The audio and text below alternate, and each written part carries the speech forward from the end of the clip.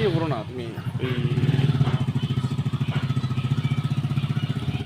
আজকে বৈঠক বলতে এখানে যেটা হয়েছে আমাদের বামাটিয়াতে ইন্ডিয়া জোট, বিশেষ করে যেটা সর্বভারতীয় ক্ষেত্রে হয়েছে, কংগ্রেস, সিপিআইএম সহ বিভিন্ন রাজনৈতিক দলের জোট, মহাজোট যেটাকে বলে। তো আমাদের সেটারই অঙ্গ হিসেবে যে ইন্ডিয়া জোটের যে প্রার্থী হয়েছেন শ্রীযুক্ত আশিস কুমার সাহা, ওনাকে জয়যুক্ত করার জন্য যে আমাদের রণনীতি, যে রূপরেখা, সেটার বিষয়ে মূলত আমরা উভয় দল মিলে আজকে বসে আমরা সিদ্ধান্ত নিয়েছি কীভাবে কাজ করব, কীভাবে মানুষকে ভোট দানের জন্য, যাতে আমাদের প্রার্থীকে ভোট দেয়, সেই জন্য আমরা কীভাবে যাব, মানুষের বাড়ি করে মানুষের কাছে কীভাবে যাব, সেটার জন্য আমরা মূলত বসে আজকে।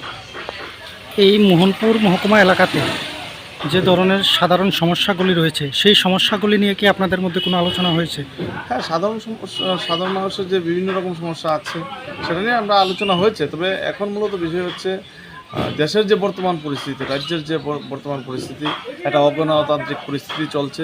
ধার্মিক যারা ধর্মের ব্যবসা চালিয়ে যাচ্ছে দেশের মধ্যে, এমনকি আমাদের রাজ্যের মধ্যেও এটা চলছে।